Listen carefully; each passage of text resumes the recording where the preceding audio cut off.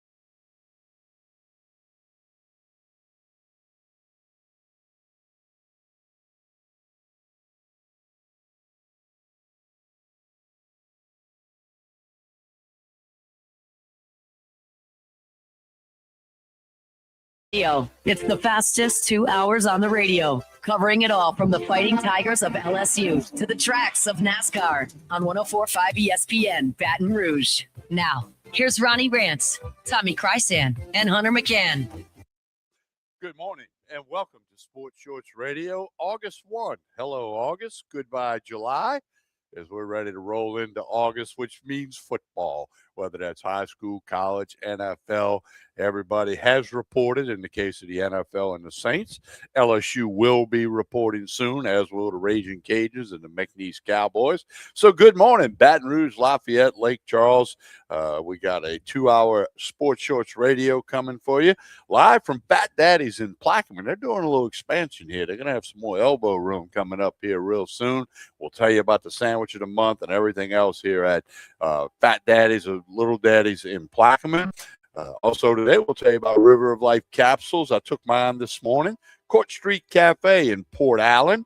Marchand's Interior and Hardware, your premier flooring dealer in the greater Baton Rouge area. The Island Golf Course, where the team Sports Shorts will be playing golf soon as the weather cools down a little bit.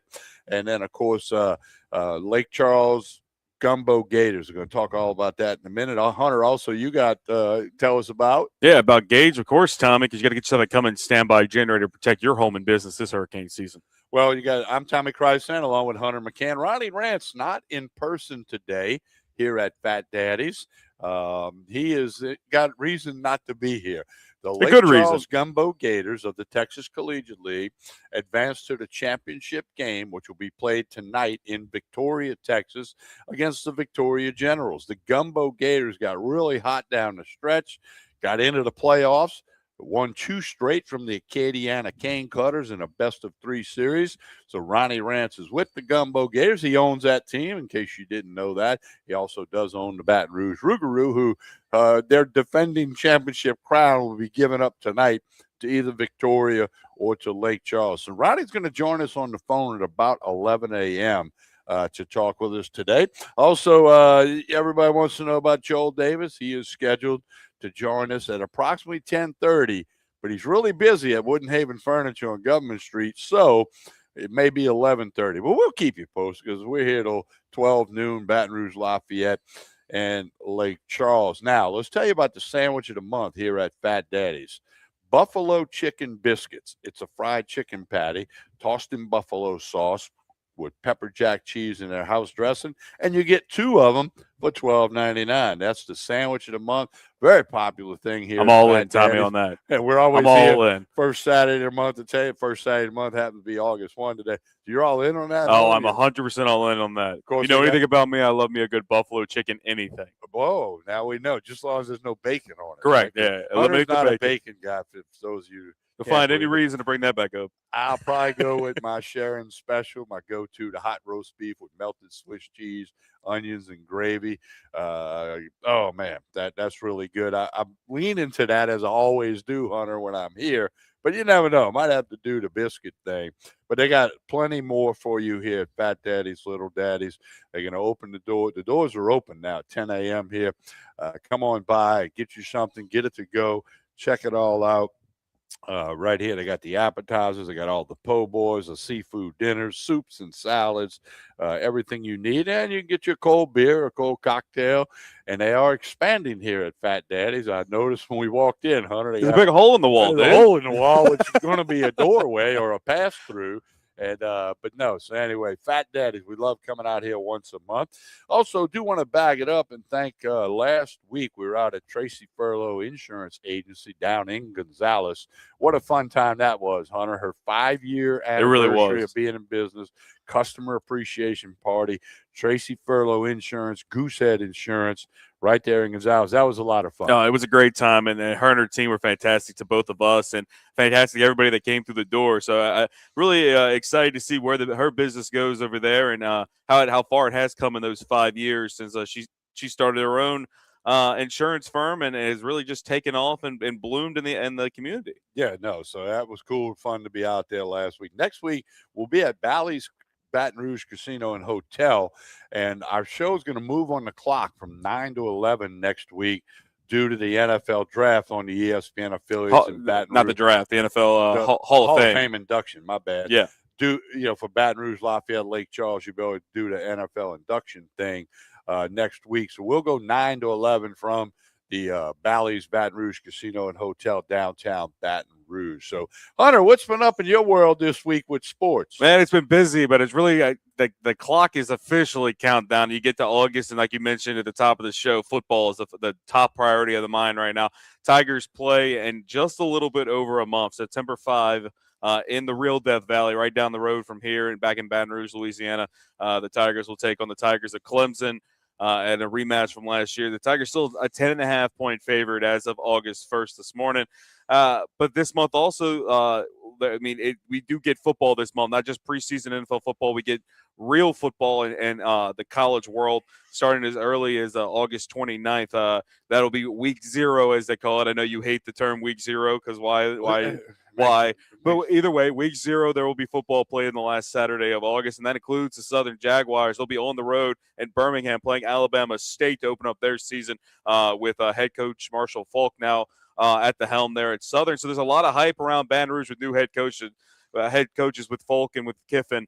We're almost there. LSU's going to play Southern again. They will in a few years. All right, we've got some comments here. See, they're listening to Lake Charles. Bryce Boudreaux, the PA voice, the on-field guy for the Gumbo Gators, says it's a great day to be a Gumbo Gator. Go Gators feeding time because they're playing for the Texas Collegiate League Championship tonight. Johnny Bolin, another big Gumbo Gators supporter, excited for tonight's TCL Championship game with the Lake Charles Gumbo Gators against the Victoria Generals. He's taking a jab here. You ready for this? Hit me. He said Victoria is the home of Stone Cold, but the Gators will be doing the stunning tonight. There we go. I love it. Tip of the hat to Johnny. Love that. Love a nice Steve Austin reference. But I think the recipe for success, Tommy, might be having Ronnie Rance own a team. I mean, last year, of course, right here in town, the Baton Rouge Rougarou bring home the TCL championship. Ronnie goes and purchases the Gumbo Gators, a team that didn't even make the playoffs last year. And not only did they make it through the playoffs, they're one game away from being crowned champions of their own. So Rance may be able to double up on the bling of the two teams. One for each hand. Yeah, what an investment so far. Look, we got it up on the screen, gumbogators.com.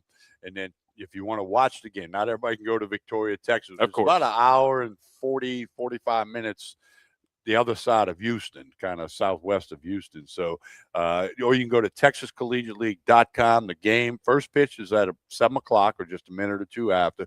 You can get the stream at TexasCollegiateLeague.com. That's for all you folks in Lake Charles, maybe some Acadiana Cane Cutter fans want to check it out. Baton Rouge Rougarou, who are the defending league champs. They're hoping the title stays in Louisiana. So does Ronnie Rance. So GumboGators.com, TexasCollegiateLeague.com. I want you to check that out. Again, we're Baton Rouge, Lafayette, and Lake Charles. 104.5 ESPN in Baton Rouge, ESPN Southwest Louisiana, covering the Lafayette and Lake Charles markets. And again, we're at Fat Daddy's in Plaquemine. Appreciate everybody being tuned in. Enjoy all the comments. If you have a particular question for Hunter McCann or myself, you can throw it up on the comments section. We got a bunch of people that have commented already, and we'll fire it. We can't fire them all up. We can't do every single one of them every single time, but we'll do what we can. So TK, you asked about this week. I think the biggest thing, of course, I was over at training camp for the Saints this week. Were you? Yeah. You went down to Metairie? Went down to Metairie on Wednesday and Thursday. It was hot as all get out. But for the start of training camp, Wednesday, of course, fantastic. Brian Brzee, though, goes down with an ACL injury that's going to end his season. It's not, and he had an ACL injury in college. It is not the same knee that's given him the issue. So it looks like he's going to get a second opinion. Nothing has been 100% confirmed, but it looks like his season may be over.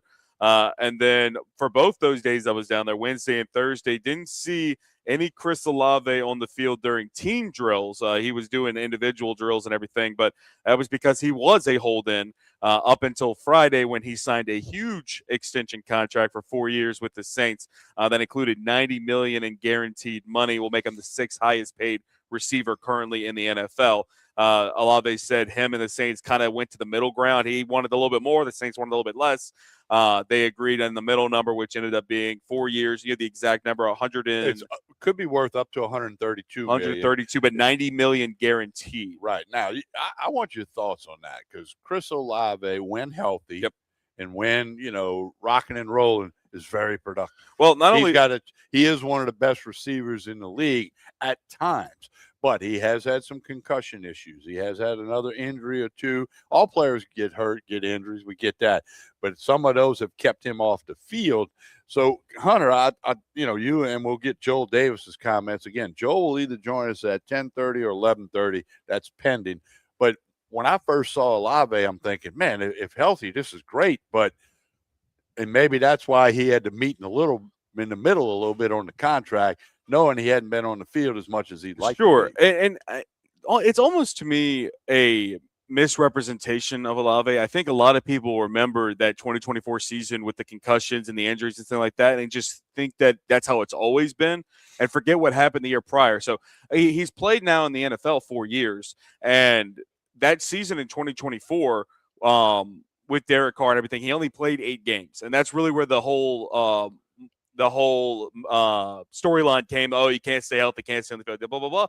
But in the other 3 seasons that he's played, the guy's played 15 or more games, so he's not staying off the field very often. And in those seasons where he played 15 plus games, he was over 1,000 yards, including last season where he arguably had his most productive season, especially in those last 7 games or so.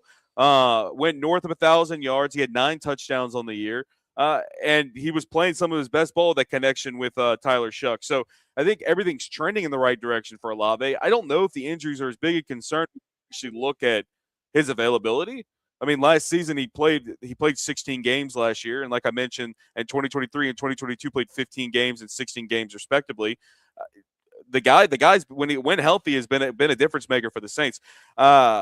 So if they really do believe in Tyler Shuck, Tommy, and they really believe they have the quarterback of the future, you got to take some chances and building the pieces around him. And an obvious piece that had shown productivity with Tyler Shuck, even only in a small sample size, was Chris Olave. I mean, he was easily the number 1 target last year with a bunch of, plumbers on the team last year at the wide receiving core. It was Olave and the guy off the street.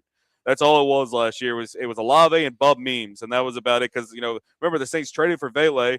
Vele had 1 good game, and then he went out injured, and they still found ways to win games down the stretch. So I think it's a great thing. I'm happy the Saints didn't have to spend any more than that. I think Olave, in my opinion, had earned that money, and it's better to lock him down now, because if things really do work out how you hope it does with a combination of Olave and Tyson, one of them opening up the other, it could be a really big year for the Saints, and you don't really want him being on the end of his contract and then having to fight even more to keep him in New Orleans. So they keep him long-term for another 4 years or so. And I think, like you said, when healthy, and he has been healthy most of his career, he's a difference maker for this team. All right. Before we go to break, let's tell everybody about River of Life capsules, Hunter. I got it up on the screen, the website address, riveroflifecapsules.com. I took my 2 capsules this morning. They got a new formula. I went over and saw Patrick Scallon at his office about a week ago or so, picked me up another bottle of capsules and new formula. It definitely makes a difference. I mean, if you got aches and pains, little bumps and bruises and inflammation, mental clarity. I mean, this is the pill. Riveroflifecapsules.com. You can go to the website and read all about it. You can get a free consultation with Patrick. You can buy a bottle. They'll ship it to you. I've been on it for over 2.5 years now. Riveroflifecapsules.com. Team Sports Shorts is big fans of that, whether it's Derry Beckwith and his knees, Ronnie Rance, and the fact that he's finally getting real old. And, of course, Hunter, you're a big fan of River of Life capsules as well. I am. We talked about it last week. I got a couple pills still left in the bottle. I took some this morning, actually. Woke up, my back was killing me. Took some. I feel great now sitting here at Fat Daddy's. And I actually just talked with Patrick. Patrick was just texting me. He's telling me I got to swing by this week and grab that new bottle because I want to try that new formula. Look, it's perfect. I take 2 most mornings. Every now and then I'll take 1. I'm getting ready to get real busy at school over at Most Blessed Sacrament. So I'll be taking 2 a day. I believe it. Riveroflifecapsules.com. You need to check that out as soon as you can. You won't be disappointed. All right, we're going to take a break. Baton Rouge, Lafayette, Lake Charles. We're going to come back from Fat Daddy's, where it's buffalo chicken biscuits is the sandwich of the month, and now we got some being brought out to the there table. we go. Hunter is all about that. Oh, yeah, we're trying one each. Yeah, there we go. We got the buffalo. Let me tell you about this. Fried chicken patty, tossed in buffalo sauce, pepper jack cheese on a biscuit, house dressing. You get 2 of them for $12.99. What a deal that is. Look at that biscuit, and man. Today's only August 1, so you got all month to come by. And they change it up every month, but it's the buffalo chicken biscuits, and we've just been brought a sample here on the I can show this on the for those of you on the camera. Those there you great. go, the buffalo chicken biscuits. That's pretty cool. All right, we're going to take that break. When we come back, we'll keep talking about the New Orleans Saints, LSU. Talk about who could replace Brian Brzee on that defensive line. We'll get into everything. Hunter's the guru. With Hunter McCann, I'm Tommy Krysan, Ronnie Rance in Victoria, Texas, awaiting the Texas Collegiate League Championship game tonight, which features the Lake Charles Gumbo Gators and the Victoria Generals. We'll also tell you more about that. All right. Commercial break. We're back at Fat Daddy's in Plaquemine after this pause. Hunter McCann, Tommy Krysan, ESPN Radio. Stay with us.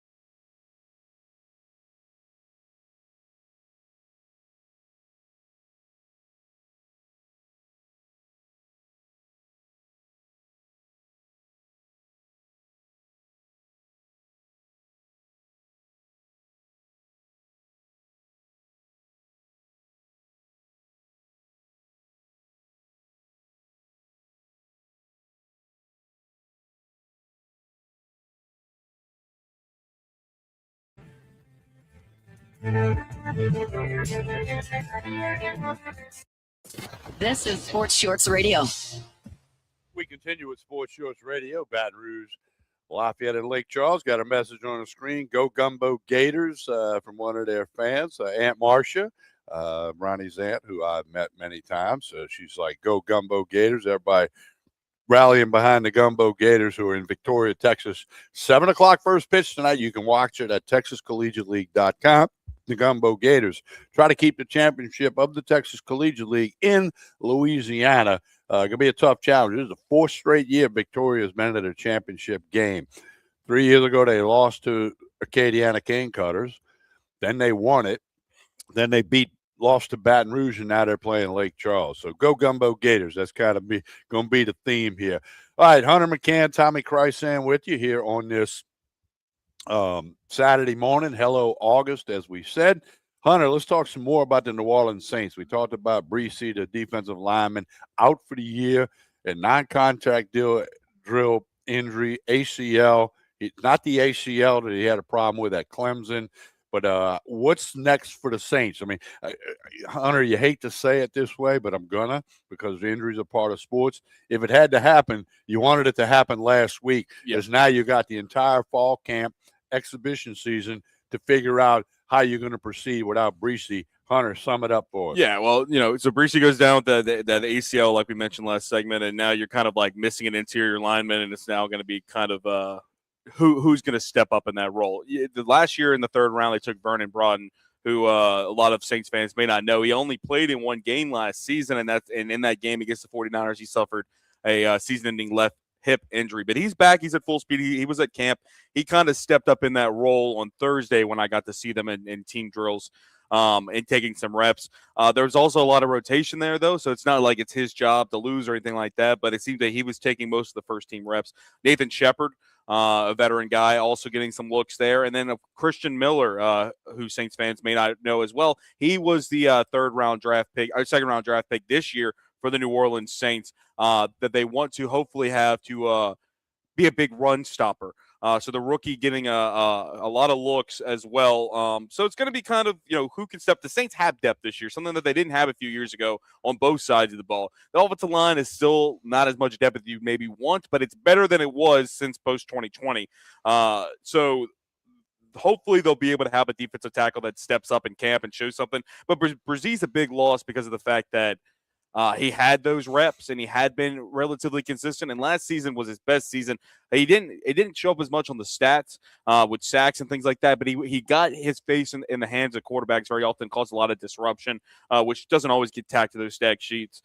So there's a lot that the Saints can do at that position to be able to rebound, but you still have your core on the outside. Still going to have the combination of Cam Jordan and Chase Young causing disruption there. It's more about filling that interior gap where the Saints last year in the back half of the year were so much better, Tommy, at stopping the run than they were at the beginning of the year. And so that's been their main focus of being able to solidify the middle of their defensive line to not be able to get run through as much as they were the past few years. So with Brzee out, that's going to be the next step, and we'll see between the combination of those three guys, it looks like we'll be able to fill that role. So you went Thursday? Went Wednesday and Thursday.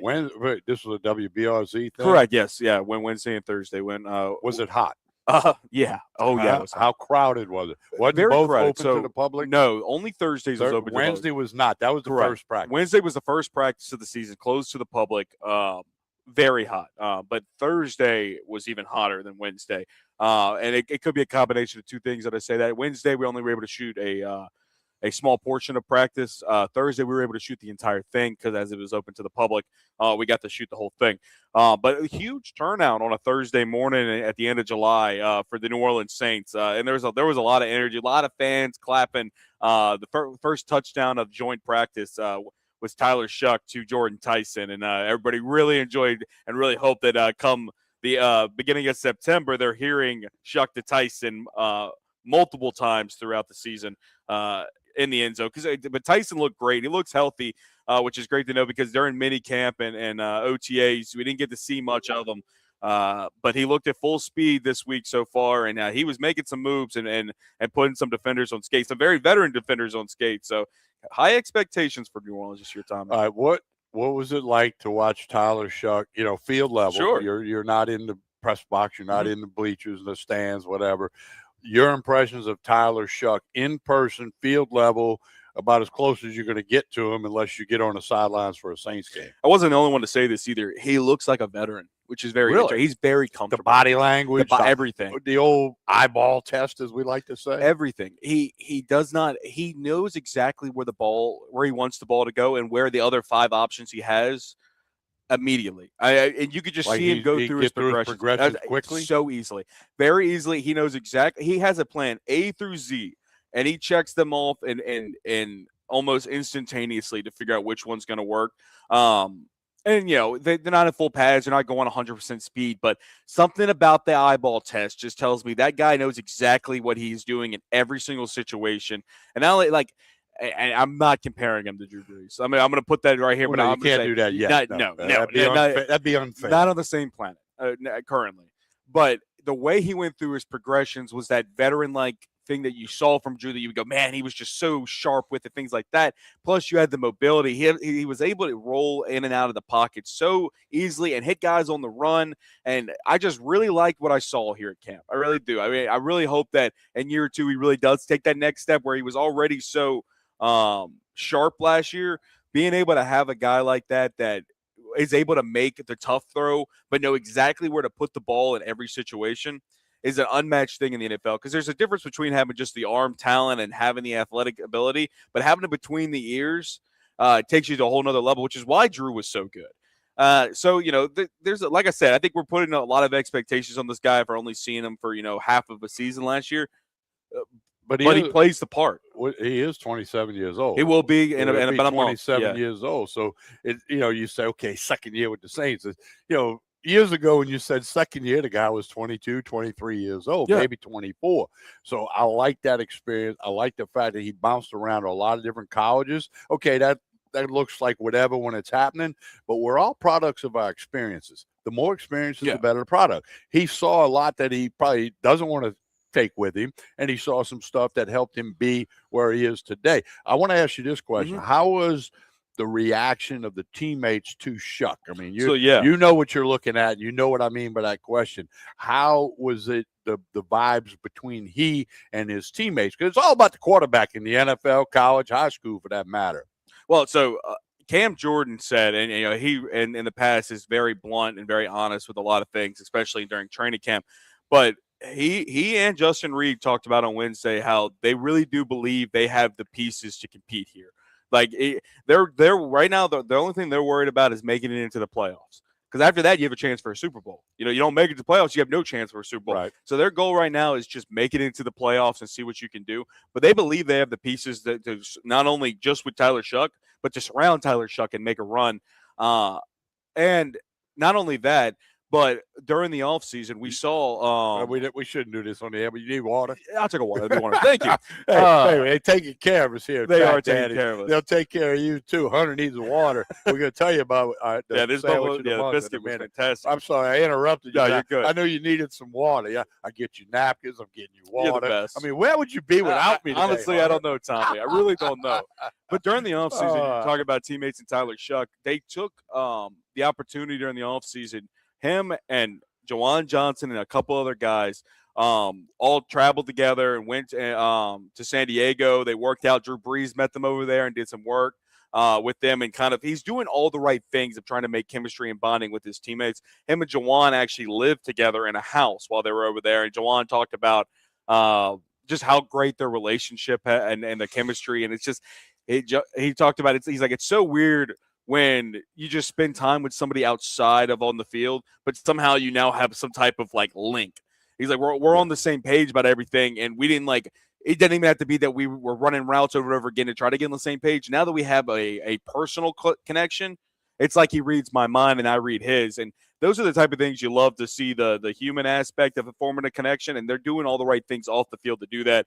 But Jawan said him and Tyler and their families spent a lot of time playing board games and going to they went to SeaWorld together. He told a story about going to SeaWorld and everything and trying to just get to know each other better as teammates so that the on-the-field production kind of bases off of that. So, but trust me, they put in a lot of on-the-field work as well.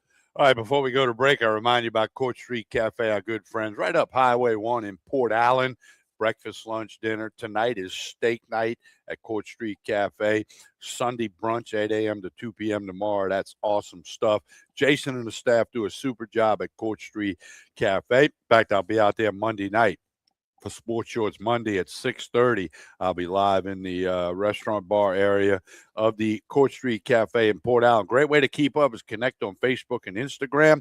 You'll learn about the lunch specials, on Facebook, the lunch specials, the dinner specials, drink specials, and anything else going on. Court Street Cafe in Port Allen. All right, we're going to try to connect with Joel Davis during this break. He's a maybe. If he doesn't join us after this break, we expect him to join us after the 11:30 break. He's very busy at Wooden Haven Furniture on Government Street in Baton Rouge. So Joel might be joining us. We're going to go to break. Braxton's doing a great job back in the studios of 104.5 ESPN. I killed my biscuit. Yeah, you killed it. Yeah, we're going to tell him all about the biscuit that used to be in front of Hunter when we come back to Fat Daddy's in Plaquemine. Doors are open. Come on by with Hunter McCann. I'm Tommy Chrysan. We'll be back after this pause. ESPN Radio, Baton Rouge, Lafayette, and Lake Charles.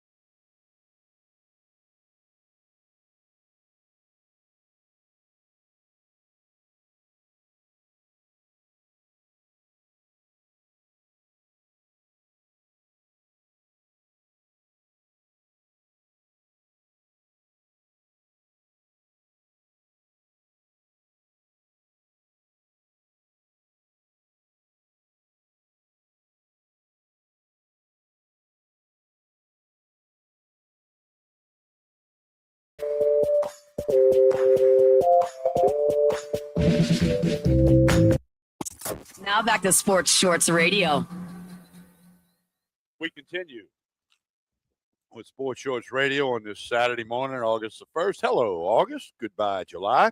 With Hunter McCann, I'm Tommy Chrysan. Ronnie Rance in Victoria, Texas for the Texas Collegiate League Championship game tonight. One game, winner takes all. The semifinals with best of three. This is one game, winner takes all. Victoria Generals fourth straight year in the championship game, lost to Baton Rouge last year in the finals. They'll take on the Lake Charles Gumbo Gators. Go Gators. We hope they keep that title in Louisiana. Ronnie will join us at about 11 a.m., and he'll give us an update on that game tonight. You can watch it if you go to TexasCollegiateLeague.com. You can watch it on the stream tonight. Hunter has devoured his Sandwich of the Month special that came out here today at Fat Daddy's in Plaquemine. You need to stop by. Buffalo chicken biscuits. You get a fried chicken patty tossed in the buffalo sauce, pepper jack cheese, the house dressing. You get two of them for $12.99. We had two of them.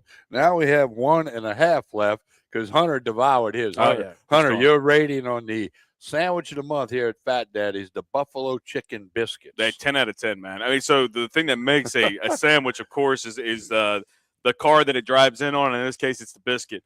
And that was a soft, fluffy, delicious biscuit, and that buffalo sauce was great. So I'd recommend coming to grab one for sure. I mean, you get two, like you said, two. Me and you, I didn't need a second one. Trust me, I'm full off the one. You can come bring a date this week over at Fat Daddy's and Little Daddy's, and for $12.99, share a meal with them because they're big enough to be able to serve just one of them. Be good for one person.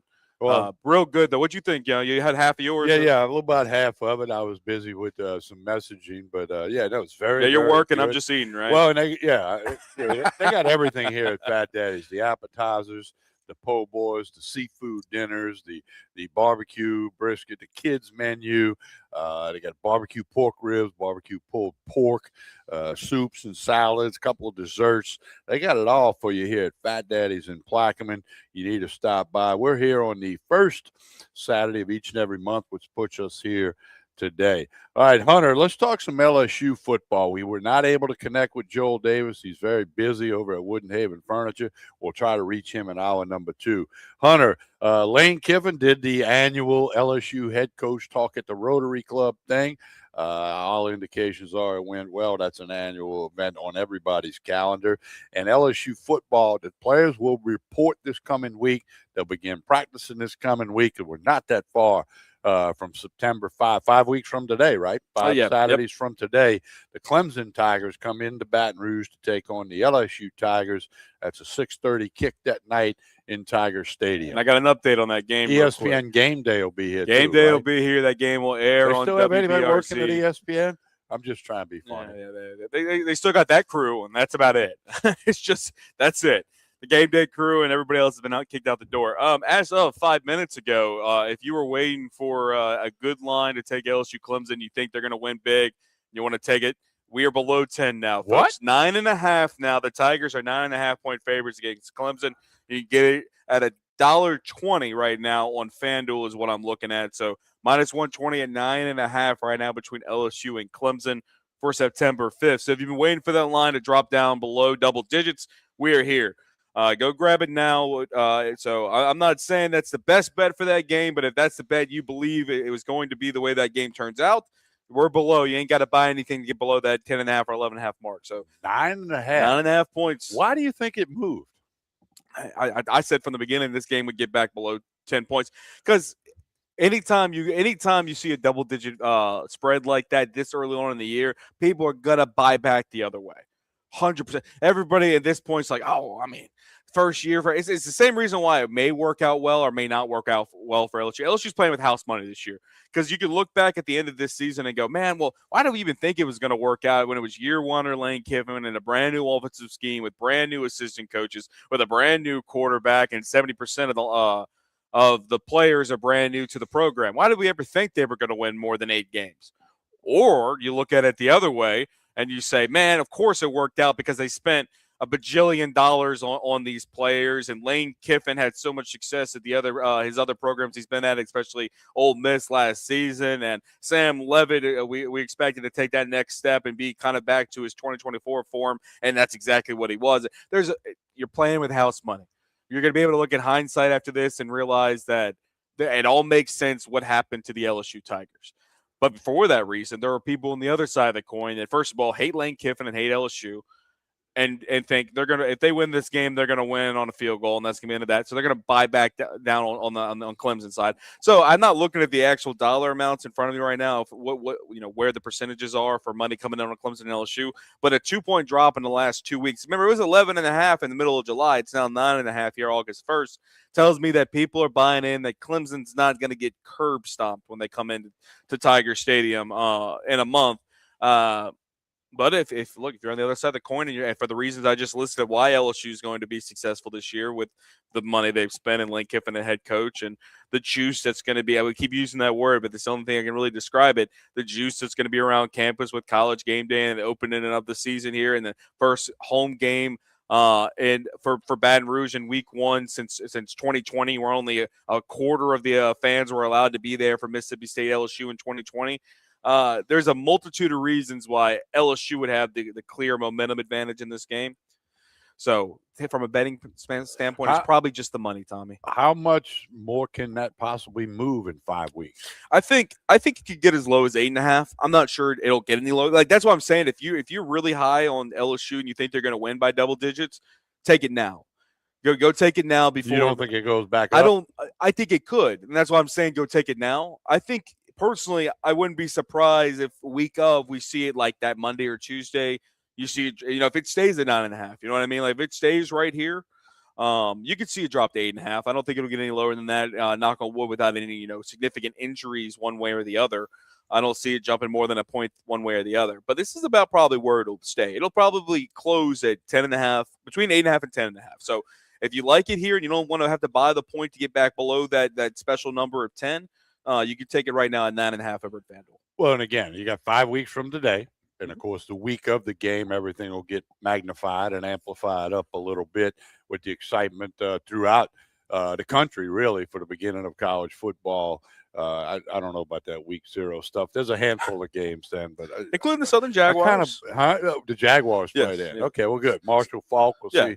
They're picked way down in the SWAC. Yeah, SWAC there's low expectations. Well, they currently are still having a quarterback battle, so there's a lot of uncertainty within year 1 of Marshall Faulk, and I think it's going to be one of those things. The productivity is going to have to be what shows up on the field. There's not a lot of high expectations in his first year. He hadn't really got to have the opportunity to recruit and bring in players that he wants. So we'll see how year 1 goes. But, yeah, low expectations right now for the Jaguars. But, I mean, after you finished the season last year when you only won 2 games and one of those games came in the last game of the season against Grambling last year, you're supposed to have low expectations. Well, and when you beat Grambling, if you're a Southern fan, that helps. Oh, that was their soothe a few wounds. Yeah, 100%. Now, and also Raging Cajuns in the Sun Belt, McNeese Cowboys in the Southland. As we come into these coming weeks, we'll get you updated on all those squads and how they're expected to do in their respective conferences and whatnot. And then, in Louisiana Tech, the Bulldogs come to Baton Rouge in week 2 on the 12th.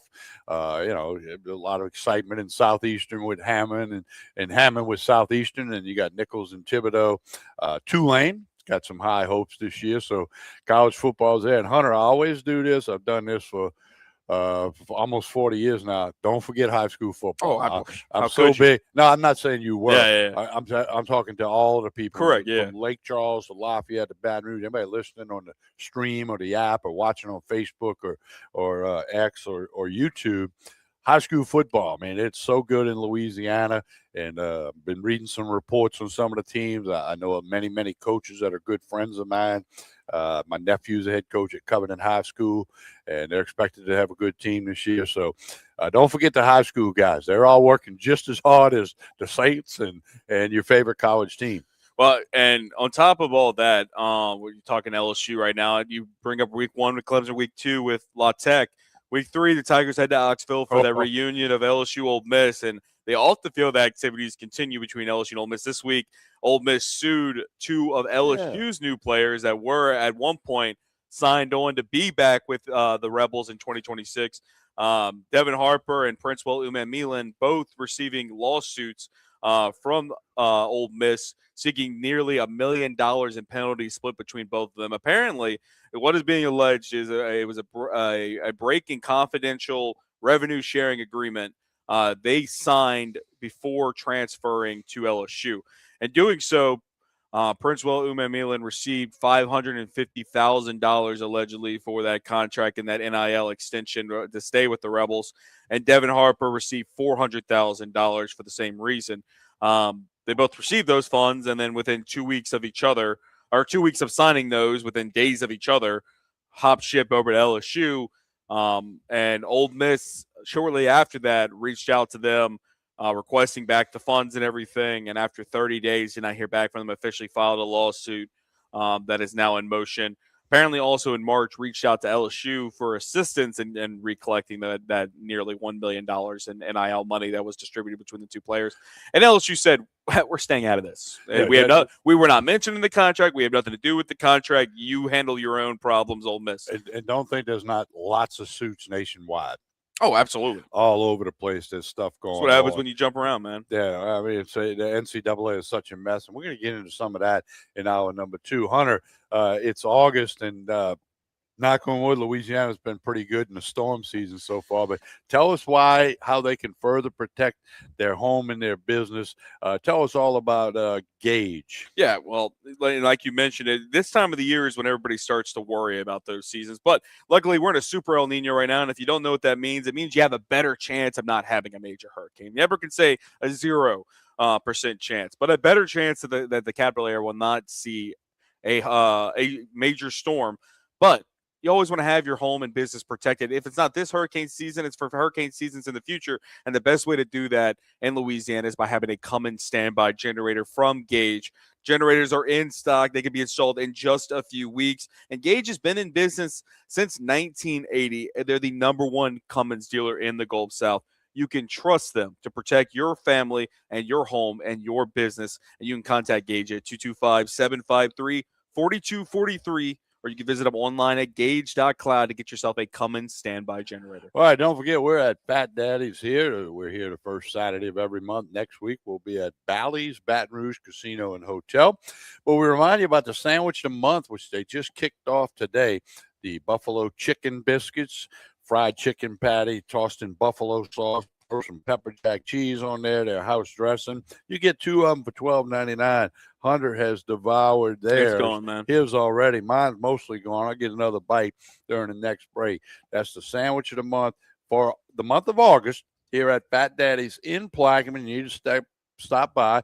Like we said, they are expanding here. They're going to have some more elbow room for you, more tables, more gaming stuff. It's all here at Fat Daddy's, Little Daddy's on LeBeau Street, LeBeau Avenue in Plaquemine, Louisiana. And don't forget, I got a text message.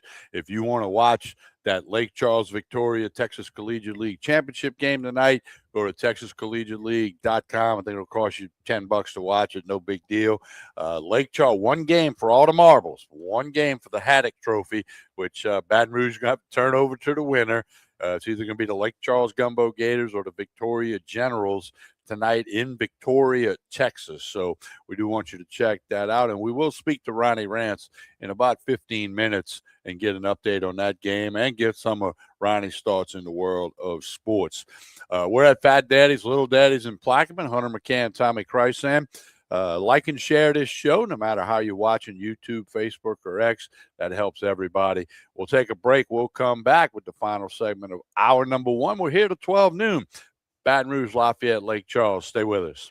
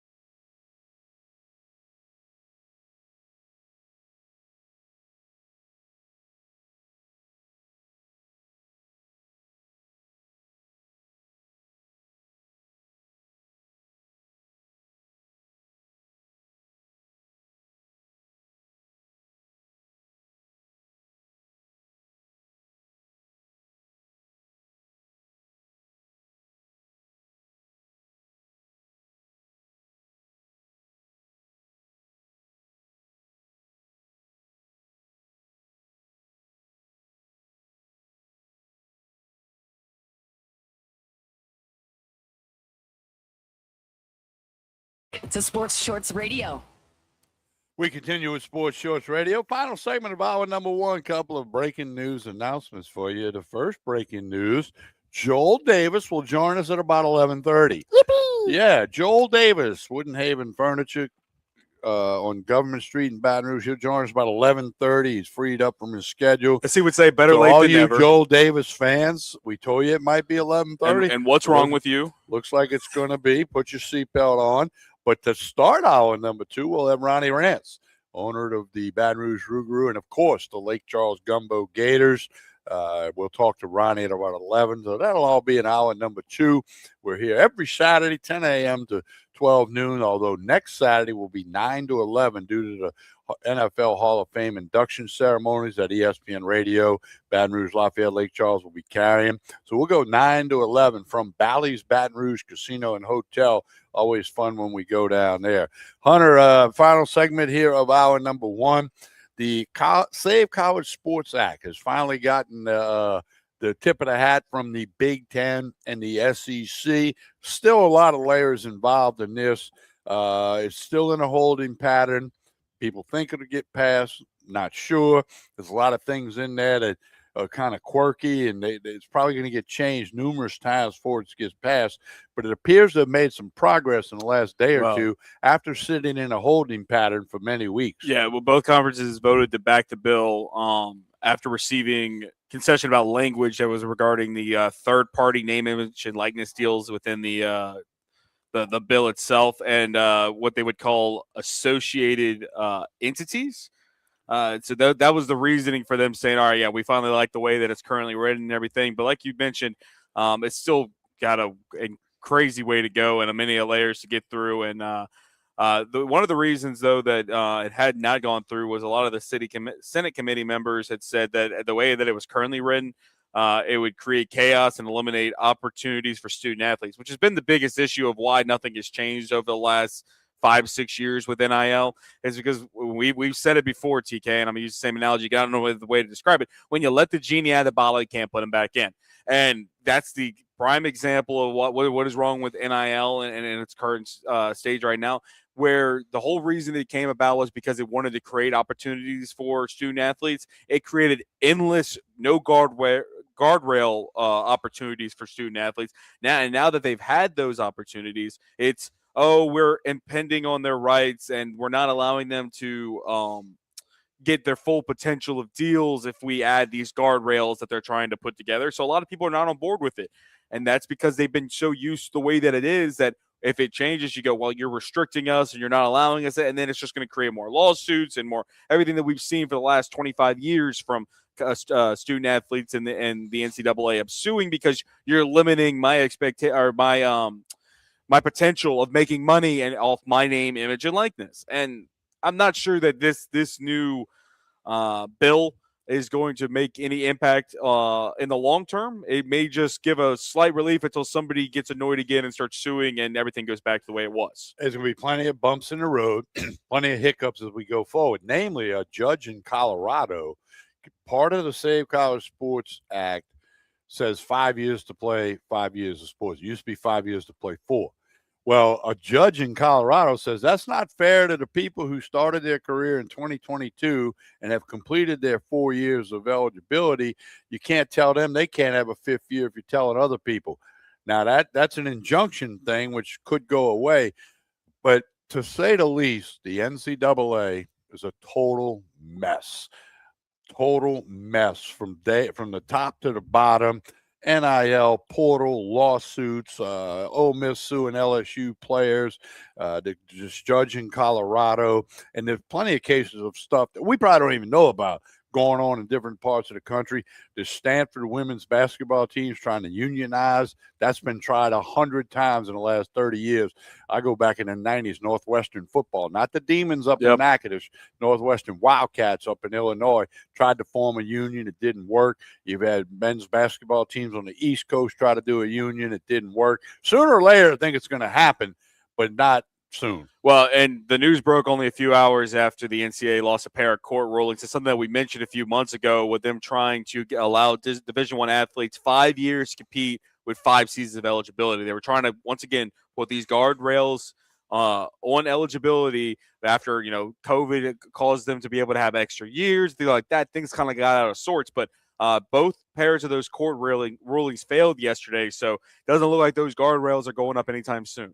Yeah, probably not. So you need a lot of time to keep up with all this. I guess you just sit back and see what happens and then digest it. This is how jumbled it is, man. It's going to change countless times between now and if it does get passed. And there's no guarantee that it gets passed. With the Big Ten and the SEC kind of applauding it, saying, okay, we're good with it, that certainly helps. But there's nobody in Big Ten or SEC country, no congressperson that would vote for it if the SEC or the Big Ten don't want it. All right, we're going to wrap it down here in hour number 1 from Fat Daddy's in Plaquemine, the sandwich of the month, the Buffalo Chicken Biscuits. We'll tell you more about that in hour number 2. We'll have Ronnie Rance at 11, Joel Davis coming at about 11:30. We're here till 12 noon. Sports Shorts Radio, Baton Rouge, Lafayette, Lake Charles. Stay with us. We'll have one.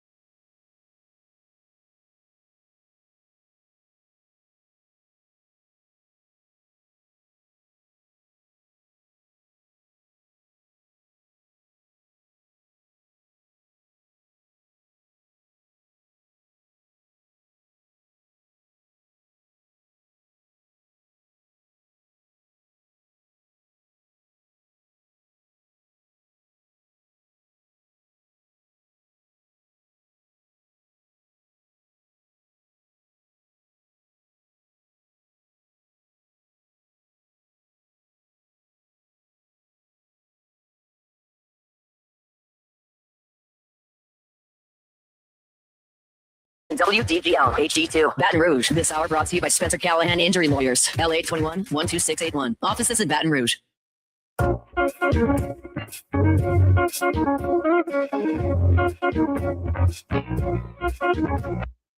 This is Sports Shorts Radio. We continue with Sports Shorts Radio, Baton Rouge, Lafayette, and Lake Charles. Another hour to go. We're here till noon at Fat Daddy's, Little Daddy's in Plaquemine. Right now, we say hello to Ronnie Rance. Good morning, Ronnie. How are you? I'm doing great, fellas. Thanks for having me on this championship Saturday. Well, one thing you're missing, Ronnie, The sandwich of the month is buffalo chicken biscuits. It's a fried chicken patty tossed in buffalo sauce, little pepper jack cheese, little house dressing. You get 2 of them for $12.99. They brought us a couple of them, and Hunter devoured. Yeah, you're missing out, man. Ronnie, you're missing out on the sandwich of the month. When did we start doing biscuits? That's what I'm saying. Buffalo chicken biscuits. It's fantastic.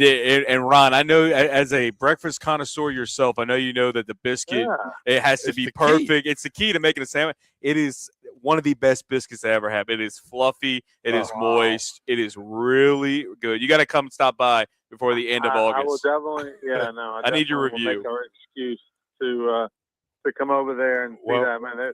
They're digging in the bag, huh? If we're now starting to go biscuits. No, and it's an A. Over in Plaquemine. A+. It's an A+, no doubt. Ronnie, you mentioned it. It's Championship Saturday, the Haddock Trophy. Baton Rouge, Rougarou will have to give it up to somebody tonight. Let's hope it stays in Louisiana. Give us the very latest rundown on the contest. 7 o'clock tonight, people can watch at TexasCollegiateLeague.com, watch the stream, and see the Gumbo Gators and the Victoria Generals for all the marbles, one game tonight. Yeah, man, it's exciting, right? Texas Collegiate League baseball action. So, people ask all the time, there's always a little bit of confusion as to what is it. And my best way I explain is say it's minor league baseball except with college players. That's the simplest way to explain it. All these guys are going to college and in college and for the Gumbo Gators, much like a lot of teams, I think there's two stories here. One, Victoria has been able to keep a lot of their team intact all summer. People may think that that's strange, but in summer college baseball, you have a lot of transactions and a lot of changeover in your roster from June 1 to August 1. Not all guys will play the whole summer. Some guys will play parts of the summer, and some of those things are agreed upon prior to the summer, so it's not like a surprise. Some are surprises. And then you have injuries and things like that along the way, and unlike an injury that you may play through in the spring, a lot of times in the summertime, an injury is an excuse to shut it down completely. And so, Victoria, to their credit, veteran organization that's been in the championship game many, many times and do a good job. They've been able to keep a lot of I think that most of their 90% of their pitchers are the same pitchers they've had since day one of the season. Had some changeover in position players, but they are the team to beat. They're the favorite. They're the number 1 seed. They won the championship, the best record in June. They had the best overall record for the summer. They're at home, so they're a minus. I would say if Hunter McCann was putting a line on this game, I would think that Victoria is minus 160. Okay, minus 160. I think. Yeah. Well, when you go to a championship game 4 years in a row, that's kind of where that line would probably be. Yeah. And for the Gumbo Gators, the story there is, James Landreneau in his first year as head coach. People that maybe don't know that name should.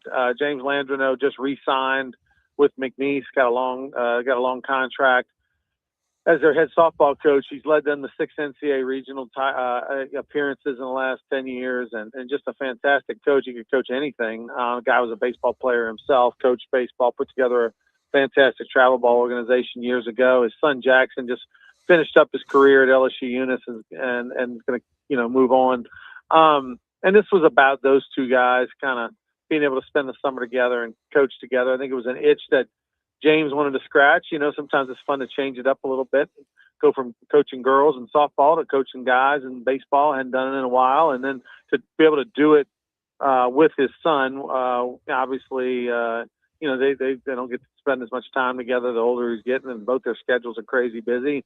Because one's an athlete and one's a coach, and so this was about that. And James has been amazing, and to be able to on the inside to get to know him, to get to watch him work and interact with the players, it's easy to see why McNeese has been so successful in softball under his leadership. And he had the opportunity to leave McNeese this year. He had a number of offers. He even went and explored some of those offers, but then decided to stay at McNeese, and of course they upped all the things that you need to do to keep coaches.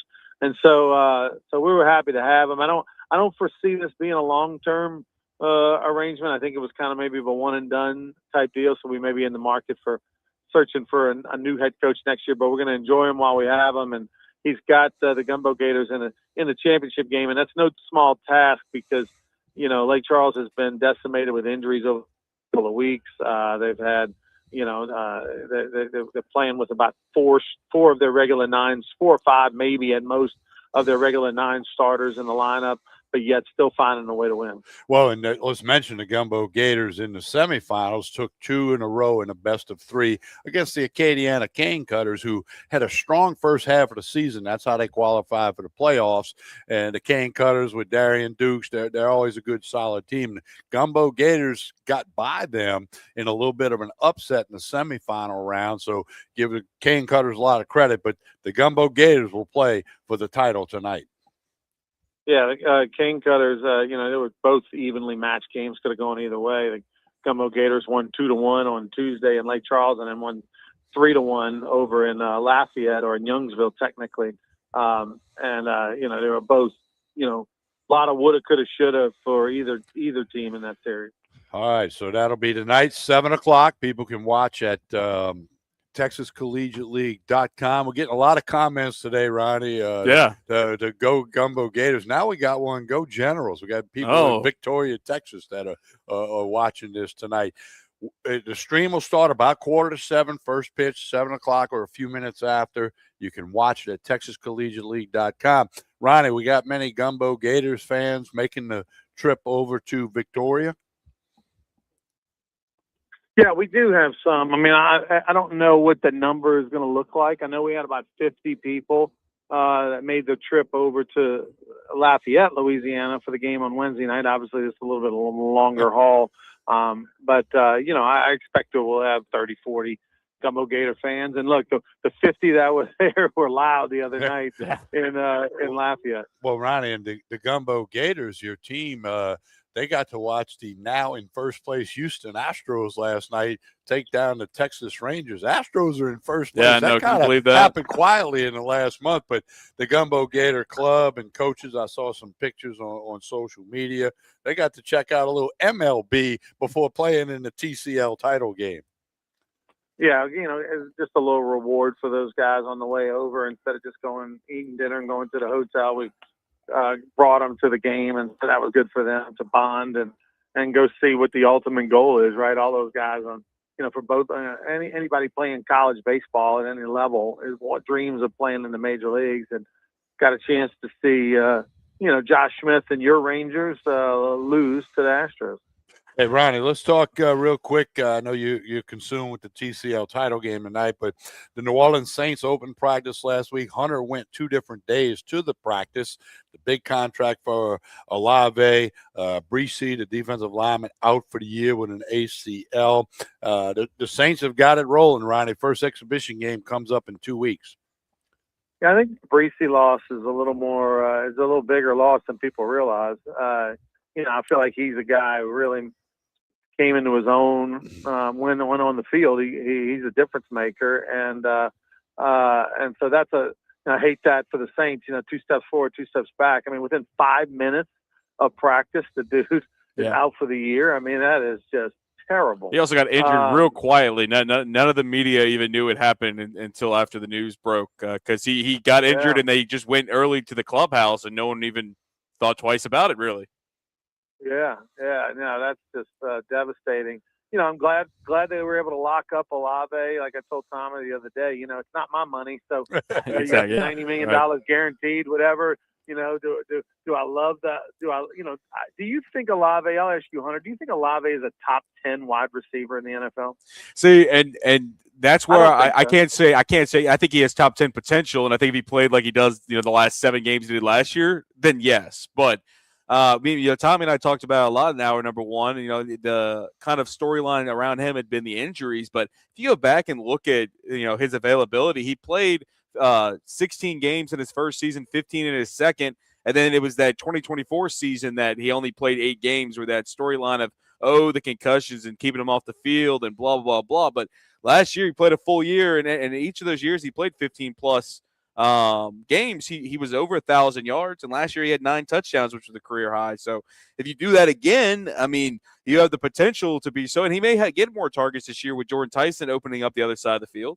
So we'll see, but not in its current form. Hey, Ronnie, of course, McNeese Cowboys, the Raging Cajuns, and the LSU Tigers all getting ready to report college football 5 weeks from tonight. On the doorstep. LSU plays. Southern plays the week before that, but across the state of Louisiana, college football getting ready to crank up.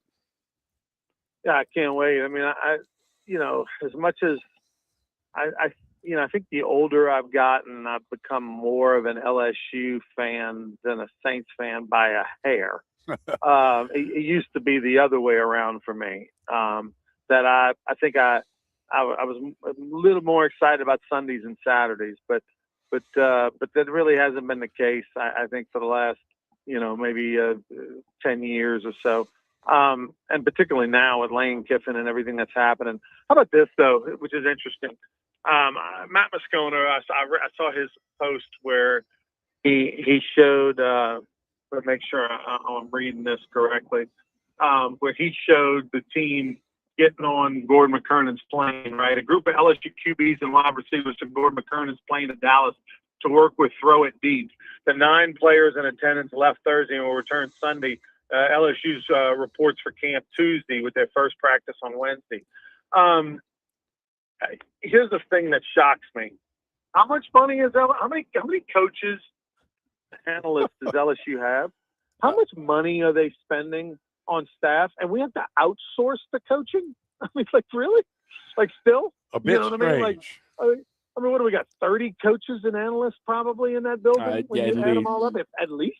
At least. And I mean, the payroll on that thing combined's got to be north of $20 million with all those analysts and coaches and everything. At least, I mean, I don't know where it lands exactly, but like, and we still have to put them on a plane, fly them, VIP them to go get outsourced to throw and catch the ball.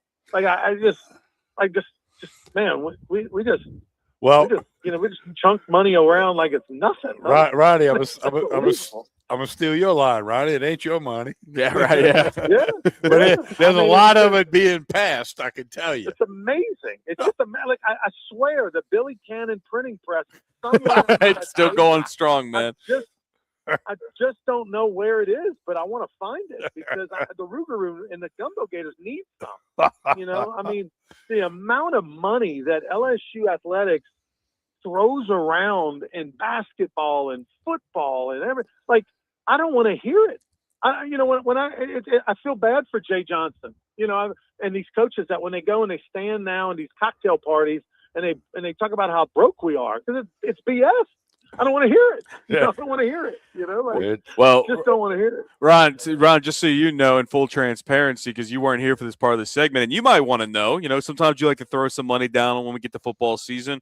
If you've been waiting for the LSU Clemson line to drop behind that magic number of 10, the Tigers are now 9.5-point favorites over Clemson in 5 weeks. So you can get it at 9.5 now. I'm looking specifically at FanDuel. So just so you know, getting closer to that game. So, here's the thing, though, Hunter, is do you really feel like you have a read on how good LSU is or how good Clemson is? How could you? No, that's what I told Tommy that. Optimistic. So I told Tommy this earlier. That this season will be truly the season of hindsight, where I can give you a great argument as to why LSU will win only 8 games. I can give you a great reason why LSU would go undefeated.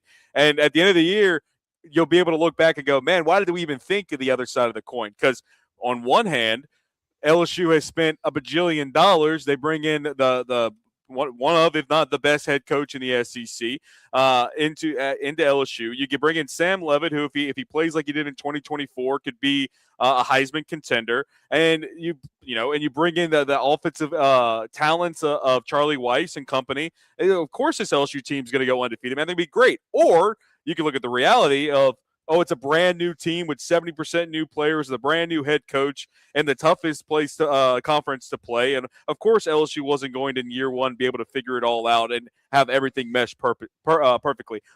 We have no idea what we're going to see this season. Right. I mean, we're projecting what Sam Leavitt is going to do. Right. And by the way, Scadaboo's not on this team, by the way. Oh, yeah. He kind of played a big role in his success a couple years ago. Scadaboo may not know what team he does play for currently. Well, yeah, he keeps doing backflip, trying to do backflips. He's not going to be on anybody's team. Yeah, but I mean, like it's just wild how we feel like we know, and when the sport that matters the most, chemistry, camaraderie, all being on the same page, the offensive line or defensive line all moving, in synchronicity and all this stuff, like, but yet they just met each other. Yeah, they exactly. they just right. And they're gonna, they're still just learning each other's names and favorite and what city you're from and all that. Like, what 6 schools did you go to before you came here to Baton Rouge? They're all learning all that about each other. So I don't know. It's just it's fun to project, but like I don't know, man. I feel like I've gotten burned so many times on LSU at the first game. I'm not advising you to take it, but there's the information, and you can do with it as you will. No, I mean, I feel like I might, outside of just at the right before the game, throw a Tommy Chrysan level bet on something just to have some fun. I don't feel like I can absolutely know anything. I think I'm just going to go into that game rooting for a Tiger win, even if it's 1 point and it's ugly as hell. Just start 1-0. That's all that matters. All right, Ronnie, before you go, tonight's championship game, 1 game winner take all. Lake Charles Gumbo Gators in Victoria, Texas, to take on the Generals. People can watch it at TexasCollegiateLeague.com. Watch the stream and see if the Gumbo Gators can keep the title in Louisiana. What a story! Yeah, it's looking forward to it. Hey, look, this is the old 1990s version of championship games, right? 1 game winner take all. I mean, that's the Skip Bertman won 5 of them. So hopefully a little of that the Skip Bertman magic dust rubs off on me and then on to the team today. And so check it out at TexasCollegiateLeague.com. It's worth the $9.99 to watch the championship game and see if we can bring the title back to the Chuck. You guys have a great one over there. Enjoy the biscuits without. Oh yeah, we'll do that. All right, Ryan. Thank you. Fellas. Hey, before we go to break, we remind you about River of Life capsules. riveroflifecapsules.com is the website where you can get the free consultation with Patrick. You can read all about it. But I can tell you right now, the new formula targets both physical aches and mental stress at the same time. Recovery support. It helps muscles and joints recover after a strain. That's what you get when you get riveroflifecapsules.com. You're looking for better sleep, pain relief, stress management. riveroflifecapsules.com. Ashwagandha and turmeric are the combined ingredients that work in the new formula. If you got aches and pains, I'm telling you, it's worth $40 a month to go get River of Life capsules, riveroflifecapsules.com. I know, Hunter, you're a big fan. Absolutely. I've been taking them for over 2.5 years now. Yeah, and you feel the difference. And they talk about side effects. Well, River of Life gives you positive side effects because it's all natural ingredients. It's going to be able to make you feel better the way that it was intended to be done. Not with all these chemicals going through your body, but the natural stuff that gives you those positive side effects for those aches and joint pains. It'll really make a difference. Go give Patrick Scallon a call. You will not regret it. It'll really change your life. Again, physical aches and mental stress, take care of it. That alone right there is the reason. Read up on it. Get a free consultation with Patrick Scallon. He'll join us next week on the air to tell us more about it. riveroflifecapsules.com. You do want to check it out. Now, don't forget, Joel Davis comes up in about 10 or 11 minutes. We will have Joel Davis moving from his hour number 1 slot to he'll come out of the 11:30 break. We'll have Joel Davis with us then, so he'll be ready. So get your seatbelt on. And when we come back, I have a little bit of MLB news. I got some stat I want to throw your way. I got one for you too. Okay, good. Let's do that. I wonder if it's the same stat. I wonder, is it Paul Skeens related? No. Okay, well then we're not talking the same thing. If you're a Boston Red Sox fan, you got to hear the stat that I have. Okay. Or a Paul Skeens fan. We'll do that when we come back at Fat Daddy's, where the sandwich of the month is the buffalo chicken biscuits, a fried chicken patty tossed in buffalo sauce, pepper jack cheese, house dressing. You get 2 of them for $12.99. It is a great deal, not to mention the rest of the menu here at Fat Daddy's in Plaquemine. We'll take a break. We'll come back with a little bit of baseball talk for you. Hunter McCann, Tommy Chrysan with you. Thank you for watching. Like and share this show, whether you're watching on Facebook, YouTube, or X. We'll be right back. Baton Rouge, Lafayette, Lake Charles, ESPN Radio.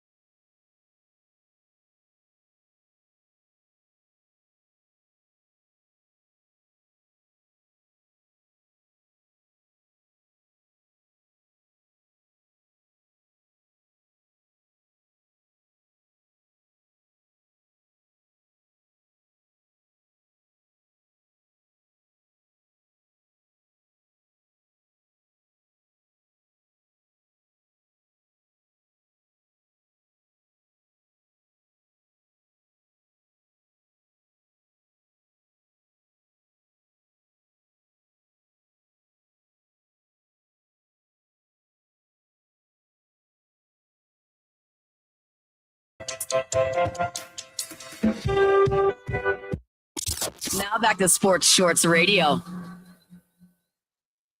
We continue with Sports Shorts Radio from Fat Daddy's in Plaquemine. Need to stop by here, get the sandwich of the month, get one of the many other things on the menu. Get you a cold beer, get you a little something to drink. Got some sports on the TV screens, and they're expanding here at Fat Daddy's. Going to have some more table space, more elbow room for you. Hunter McCann, Tommy Krysan with you coming up in about 8 minutes. Joel Davis, you don't want to miss that. Hunter, we got some baseball stuff for people. First off, the trade deadline's coming up Monday at 5 o'clock Louisiana time. Going to be some names move. We just don't know where. But you got some interesting stats on Paul Skeens. Yeah, we'll start there. I watched Skeens throw last night.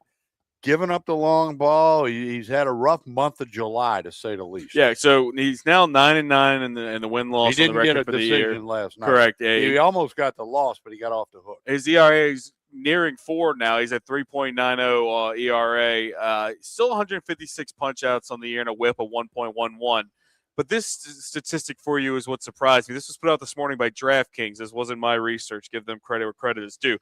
It's about his velocity. And you may be interested to hear this stat. So in his first season, I'm very curious actually. In 2024, right? He didn't play a full season. That's when he got called up in the middle of the year for the Pirates.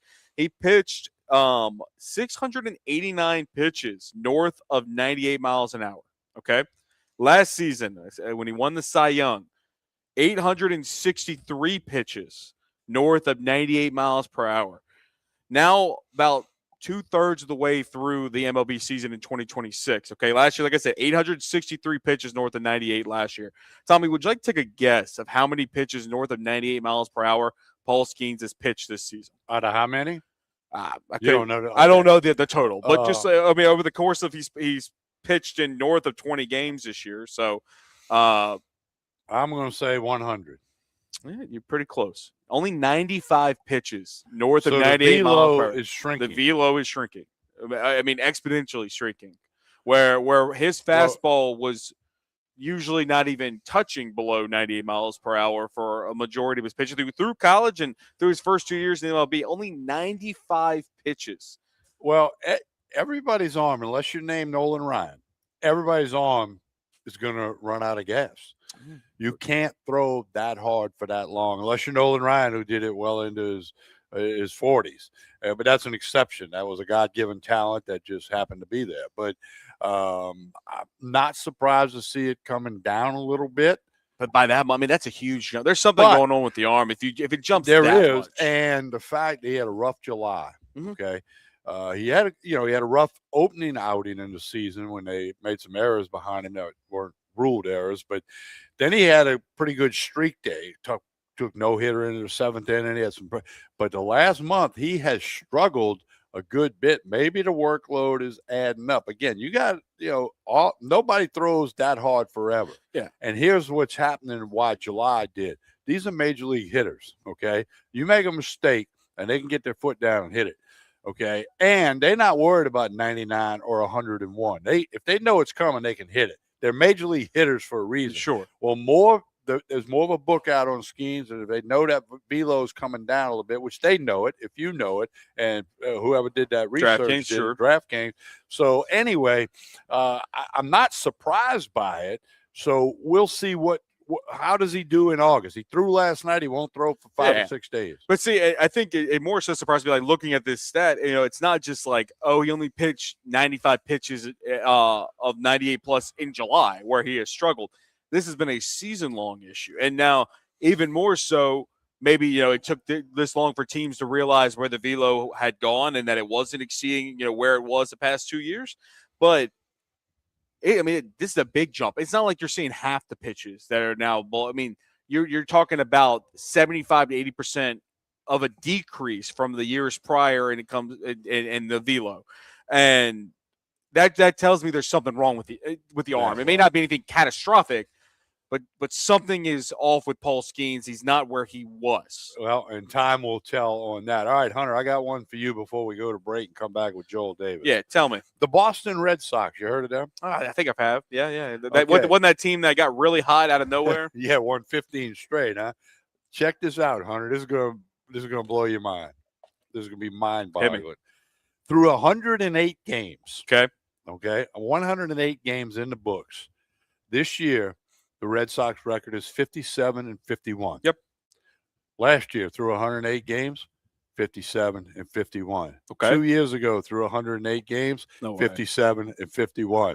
3 years ago, through 108 games, 57-51. The Red Sox identical records through 108 games the last 4 years. Uh-huh. That could be one of the more amazing stats you will ever see in the history of any sport. What are the odds of that? I mean, seriously. Oh, I wish you'd have been that guy. Yeah, I mean that's impossible. That's nuts. That's impossible. That's crazier than the Shreveport Pilots going 59-0 a couple of years ago. Well, that's where consistency is made. Apparently, is in Boston. The LSU Shreveport Pilots. By the way, before we go to break, just want to tell you, I just have to say one thing. Tommy, trade deadline Monday. The Cubs need Tarek Skubal. I need it to happen. I'm going to will it into existence. He's going to the I got to put it. I got to put it out in the universe to the Cubs. He's going to Dodgers. Go Skubal. All right. Don't forget about Marchand's, your premier flooring dealer in the greater Baton Rouge area, located in Gonzales, Ascension Parish. They got a team of experts. Whatever type flooring you need, wood, vinyl, carpet, whatever you need. They got a team of experts that'll get you what you need in your budget. Marchand's Interior and Hardware. Connect with them on Facebook, marshands.net. Your premier flooring dealer in the greater Baton Rouge area is Marchand's. You'll be glad you dealt with Marchand's. We'll take a break. When we come back, Joel Davis will join us here at Fat Daddy's, where the sandwich of the month is the Buffalo Chicken Biscuits. Joel Davis up next. Put your seatbelt on. We'll be right back. Baton Rouge, Lafayette Lake Charles, ESPN Radio.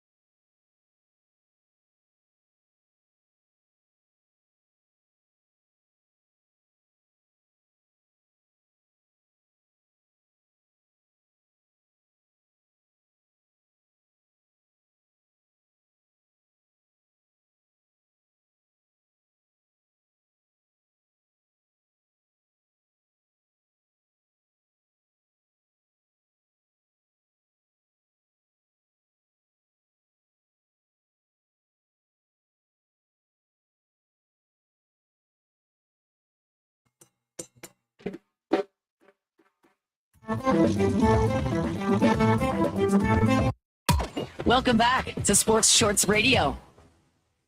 We continue with Sports Shorts Radio. Hunter McCann and Tommy Krysan with you. Ronnie Rance just joined us on the phone. We're at Fat Daddy's in Plaquemine, and right now we go to the phone lines. Joel Davis, Woodenhaven Furniture on Government Street in Baton Rouge, is on the phone with us. Good morning, Joel. How are you? Yeah, guys. I mean, I'm on the show more than Ron is, and that's the problem. I mean, it's starting to get a little absurd. I mean, let's just take him off the banner, take him off the marquee. I mean, let's just change the name of the show to the Locker Room Show, like I've been wanting to do forever. The Locker Room Show. Locker Room Show. The Locker Room. Okay. No, not the Locker Room Show. Okay. The Locker Room. That's what I thought. Yeah, I mean, that's kind of how it is. You're in the locker room. You're talking. You're chopping it up. You're doing things in the locker before you take the field, before you go in the weight room. It's kind of like the locker room. Okay, Just well, call it the locker room. But Ron won't do it because it's sports shorts. I mean, sports shorts. I mean, give me a break, dude. Hey, I Joel. thought we need to rebrand this thing, especially he's never on the show. Yeah, well, it's not the Ronnie Show, but obviously it's more the Joel Show than the Ronnie Show. Joel, speaking of the locker room, what do you think's going on in the locker room for your New Orleans Saints? Well, I think that they're probably like, hey, how do we get another defensive tackle in here? When you lose a Brian Persee, who's going into his fourth year, they picked up his fifth-year option. That tells you how they feel about the guy. I thought he was a difference maker at times inside with the pass rush. I mean, and a guy like that's just going to get better with age, right? A guy with his ability is, as he gets older, he's not even into his man strength yet, right? This guy's in his early 20s. He hadn't even really hit his peak as far as strength, but his agility, his ability to get to the quarterback, his ability to create pressure was fantastic. He just needed to get better in the run. That would have happened as he got older. And it's just to take him off the field. I think that you would have seen a little bit more of that from him this year. But, man, you're going to lose that interior pass rush, and that's a big deal. That's a big loss, man. Well, if there's any silver lining, it happened on the first day. You got 4 or 5 weeks to figure out, what move you got to make or who has to step up. It's, you hate for anybody to get hurt, but if it's got to happen, do it when it did, not, the week of the season opener. Oh, the dude didn't even break a sweat. I mean, hey, you tear your ACL walking out onto the field. Yeah. I mean, you stretch it and you tear your ACL. I mean, it's incredible how the injuries that these guys sustain, and the fact that you can go through an entire game of 4 to 5 hours, between warm-ups and the game itself and, get to the stadium and get prepared. And then all of a sudden you walk on the field and you tear your ACL. Joel, have you been to a Saints practice yet this year? Because Hunter McCann's been to 2 of them. He's ahead of you. He's 2 to Hunter. Well, 2. When I Joel, was his age, let me tell you something. When I was his age, and you don't care about the money, right? You're like, like I'm just trying to build my career. I want to make a name for myself. Yeah, I used to go to Thibodeau every Wednesday night. I used to drive down there to Thibodeau every Tuesday and Wednesday night when Haslett was the quarterback, when Ricky Williams was there. And we had Jeff Blake as our quarterback, and we didn't know who Drew Brees was yet. That's when Joel Davis was covering the game. So, Hunter, you got a lot of work to do, pal, because I used to drive to Thibodeau, driving to New Orleans in that nice setup. We were in a college theme park. It was terrible.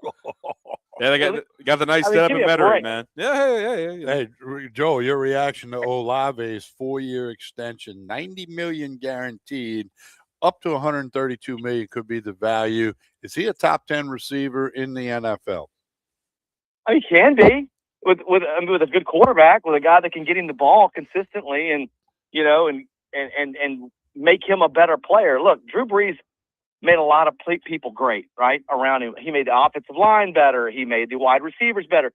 I mean, he made guys stick in a league that that shouldn't never been in the league. You go watch it back and watch some highlights throughout the 2006 season, the 2011 season, and through his entire career. You had wide receivers come off the street and produce.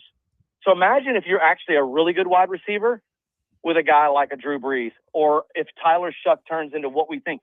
Yes, he's got a quarterback now. He's got a guy that can give him the ball consistently. And that's going to be a big deal. Yes, he could be a top 10 wide receiver. This is what your number one wide receivers are getting paid. So get used to it. The good thing is it's not coming out of my bank account. You and Ronnie Ranch are on the same page in that regard. Yeah. I mean, this is what's to be expected. If you want a number one wide receiver on your team, and Chris Olave is considered a number one. By the way, you got another number one wide receiver in 3 to 4 years that's going to be looking for this kind of money. Imagine what the money's going to look like when Jordan Tyson's contract comes up to play in 4 years. I mean, you're talking about $130 million now. Are we going to be talking about $230 million in Probably. 4 years for a wide receiver making $60, $70 million a year? It's insane money, guys. The money that these guys are getting it's just, it's not generational wealth. It's 3 generations of wealth. But it makes Olave the 6th highest wide receiver in the NFL currently. But the money's insane in the NBA, where it's been for years, NFL, MLB, college football payrolls, LSU's football payroll, if you count all the coaches, is north of $70 million. It's north of $70 million. The professional landscape for sports might be the only industry that is consistently moving up income as the world gets more expensive, because no other industry is doing that. Well, and that's the perfect word to use. What industry? It just tells you the revenue that the NFL is making, the revenue that that league is generating through the TV money. And believe it or not, doesn't have anything to do with me and your ticket purchases. It's all about corporate. Yeah. Corporate ticket purchases, ticket suites, sponsorships, marketing, all the Budweiser and Bud Light signs in a building. All that's where they're getting their gazillions. And of course, the TV money is just insanity that each team gets. And of course, they have league share. I mean, they share whatever New York does, and whatever New York, they put it all in a pool and everybody gets the same amount. So, yes, these guys are benefiting. These players are benefiting from being part of an organization that's a gazillion dollar industry. So, if they weren't a gazillion dollar industry, they wouldn't be making that kind of money. And that's just the bottom line. And so they're benefiting from it. But what's crazy is I remember when Drew Brees signed that $20 million deal, and we were like, oh my God, how are we gonna do the cap? Drew Brees is gonna get how much? $20 million? And of course, we were happy to pay it. Now you're talking about Baker Mayfield turning his nose up to $50 million a year. Yeah, he turned down $50 million. And then voiced just concerns about it too. Come on, and he said he got disrespected. There's a lot of toxicity happening in Tampa Bay. I'm going to let Joe get back to the Saints, but with all this insane money across the board, MLB is going to have a lockout on December 1st, and the fans are just going to say, okay, if you can't be happy, and Major League Baseball is getting ready to lose a gazillion fans, when I think there's going to be a lockout on December 1st, and the reaction is going to be, okay, Baker Mayfield turned out $50 million. Baseball players, what are you doing? But Joe, you said it. It's insane. LSU's football program is going to call the salaries are north of $70 million. By the time you do all the road trips and you buy all the gear, that's $100 million industry. LSU football. Oh, absolutely, absolutely. But hey, TK, you were bringing up Major League Baseball just a second ago. So if they go on strike for whatever reason, well, there's going to be a lockout December 1. And in the scabs, we do the scabs thing. Like you cross the picket line, the strike line. TK, you think I got a chance to make the Atlanta Braves roster as after that ceremonial first pitch at the Rougarou game 2 weeks ago? You don't think I could close out? Don't think I could come in with 6 or 7 pitches for the Braves? I'm going to be your agent. We're going to make that work. I'm in. I feel like I got a good 8 pitches in me. He's gonna make it 9. We'll make it face 3 batters. 3 out. Make it 9 pitches. We'll make it. He only comes in for immaculate innings as a closer. Bring him in the 9th. He only needs 9 to put him down. Hey Joe, I'm telling you, dude. I feel like I got a chance. What's happening at Wooden Haven Furniture on Government Street? So we just had a shipment. Tell me about it. Container come in. We had a container come in this morning. We've been here since 8 o'clock this morning. We had a bunch of guys come in, help us out, help us unload. It takes about 2 hours to unload one of these 40-foot high cube containers. TK, Hunter, we had over 20 custom orders on this container. So people don't know that. People come in, they sit down with us. We design their furniture for them. They'll walk around the store, get some ideas. they'll be bringing pictures from other companies. You know, there's other products out there. The internet is our catalog, right? You bring us a picture of what you want. We'll modify it. We'll change it up so we're not copying it exactly. And then we'll make exactly what you want to your specifications. We had over 20 customers that are going through the store today, picking up their stuff, or we're delivering it, setting up deliveries. But we do a lot of custom work. You know, if you're okay with our color schemes, we can build you anything. Now, if you don't want to work off our color schemes and the stuff that we do that's in the store, we can bring it in as raw material, sanded, and ready for you to stain it yourself or paint it, whatever you want to do. That's awesome. So, yes, we have been freaking slammed this morning. And I love Container Day. It's like Christmas. Every time a container, because you're pulling it all off, you're unwrapping it, and that fresh, that burnt wood smell, I love it. I love it, dude. It's been doing it for 23 years, and I hope I get to do it for another 23 more. Joel Davis, we appreciate it as always. Go by Woodenhaven Furniture on Government Street, and Joel will be glad to sell you some furniture, talk to you about the Saints, LSU, whatever it might be. Joel, you have a super day. Guys. Thank you for adjusting your time schedule today. All right. Appreciate y'all. All right, guys, Joel. bye. See you, bud. Joel Davis. Normally in the first hour, I had to do second hour today. Hunter, let's again tell people about the sandwich of the month here at Fat Daddy's, Little Daddy's in Plaquemine. Doors are open. Come on in. The sandwich of the month, which started today, buffalo chicken biscuits, a fried chicken patty tossed in buffalo sauce, pepper jack cheese, house dressing. You get two of them for $12.99. They brought us some out here back in hour number one, and they are no longer in existence. Yeah, I think it may. You know, we've had a lot of sandwiches here, and in different varieties. Obviously, they do in biscuits now and everything. That might be my second favorite sandwich I've had here, and it's so simple and simplistic, but it was so flavorful. I think you know what number one probably is for me, Tommy. What? Do you remember that Thanksgiving leftover po' boy they did into December, like right after Thanksgiving had wrapped up? Man, that sandwich, I still think about that po' boy. Hopefully they bring that back at the end of this year. Well, they hadn't brought one back in like 5 years. It's been a long time, but that one has my vote. Vote on it at the end of the year. And look, you know me. For those of you regular listeners, I come here. I do the Sharon special. Great, you're a simple man. I went away from that because of the buffalo chicken, and it was biscuits. good. And you killed it. Yeah. You finished it since we last talked. It's gone. So it's all good, and you need to stop by Fat Daddy's. They're ready to take care of you Monday through Saturday. They get open at 10 o'clock. Check them out. You can get a cold beer, you can get a soft drink, got some gaming devices in here. It's all at Fat Daddy's in Plaquemine. And in fact, they're expanding. They got a little additional room they're adding on here.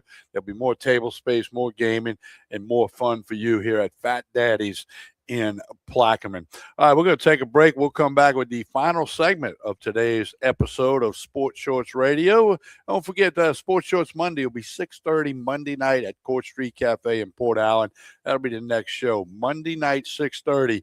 You can watch it here on Facebook, YouTube, and X. Hunter McCann, Tommy Chrysan. We're back after this pause with the final segment. Baton Rouge, Lafayette Lake Charles, 104.5 ESPN Baton Rouge, ESPN Southwest Louisiana in Lafayette and Lake Charles. Stay with us.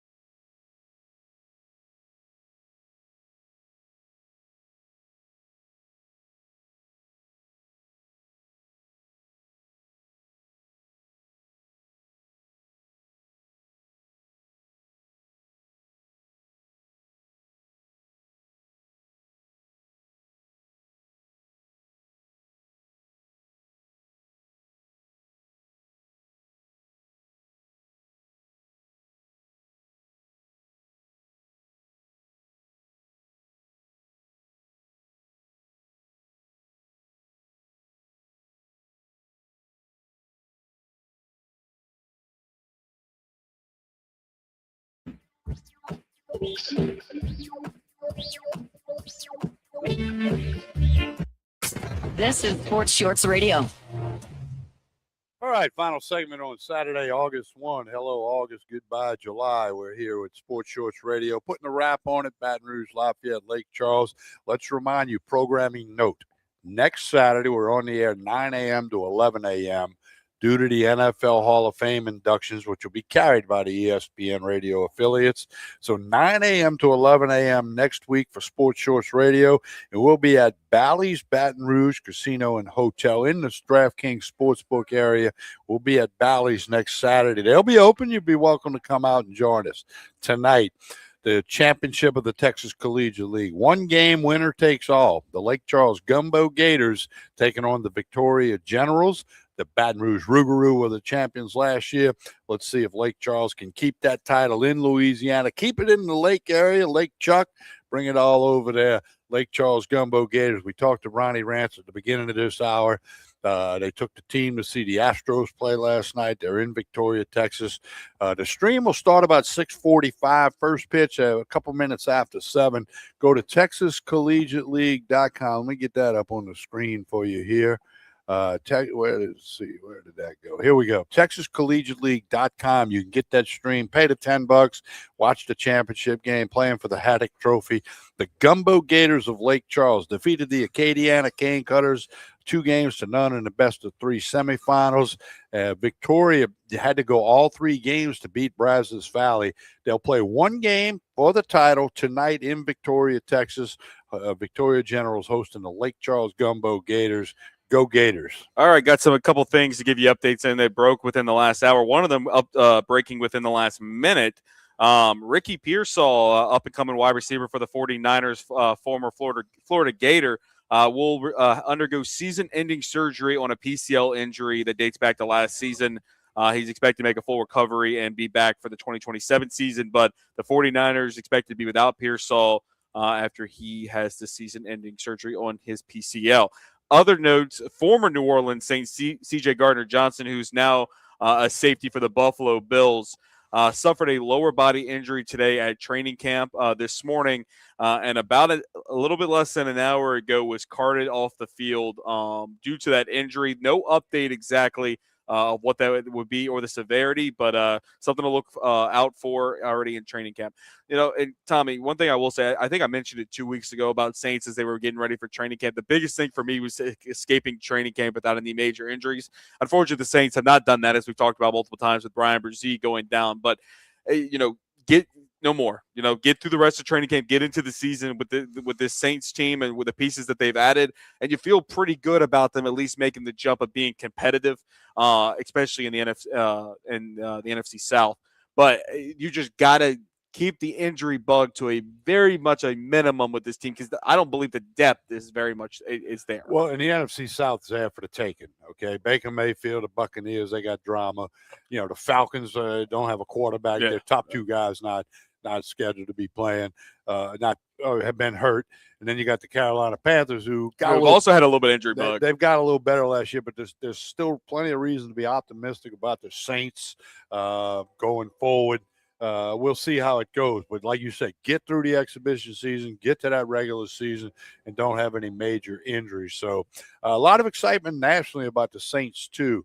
No question about that. Other public service announcement we wanted to tell everybody before they go. Also, in case you missed it today, LSU's officially below the 10-point mark on being favorites in the Clemson game. 9.5 points on most books. If you were waiting for that to drop, here's your public service announcement. The LSU Tigers are now 9.5-point favorites. And that game's 5 weeks from today. 5 weeks from today. Can you believe we're already almost you here, got man? college football. You got ESPN Game Day will be in town. Lane Kiffin, Dabo Sweeney, LSU Tigers. I mean, national TV on a Saturday night. That's Labor Day weekend.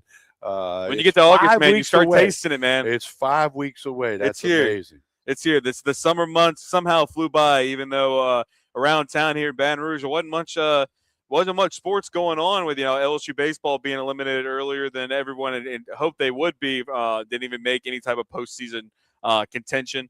And then after that, it's just kind of been a drought. But when you get to August, man, like I say, you start to taste it, Tommy. You're almost there. The wait is almost over back for football for the New Orleans Saints. the LSU Tigers, Southern Jaguars, Raging Cajuns, McNeese Cowboys, anybody in between. Southeastern Lions, they're getting excited about their season coming up and all that good stuff too. So it's really here, and of course the high school football people. Hey, backing it up, I want to thank Ronnie Rance. He joined us at about 11 o'clock on his en route to Victoria, Texas for the Gumbo Gators in the championship game of the Texas Collegiate League tonight. Also, we had Joel Davis in hour number 2. We had to move him on the clock. Speaking of moving the clock, Sports Shorts Radio next week, 9 a.m. to 11 a.m. Moving on the clock, 9 to 11 next Saturday from Bally's Baton Rouge Casino and Hotel, downtown Baton Rouge. So LSU will report and begin practicing this week. So, Hunter, as they say, when August 1 gets here, football's here, right? Here.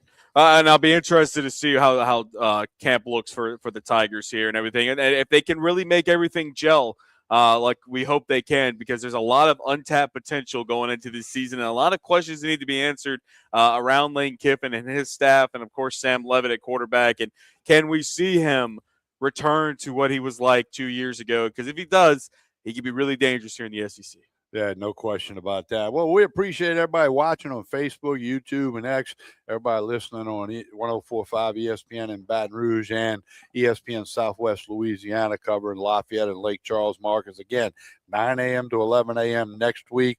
Follow us all on social media. You'll know that you'll be reminded about that change on the clock. Special thanks to the good people here at Fat Daddy's and the Buffalo Chicken Biscuit Sandwich of the Month. Stop by in August and get that.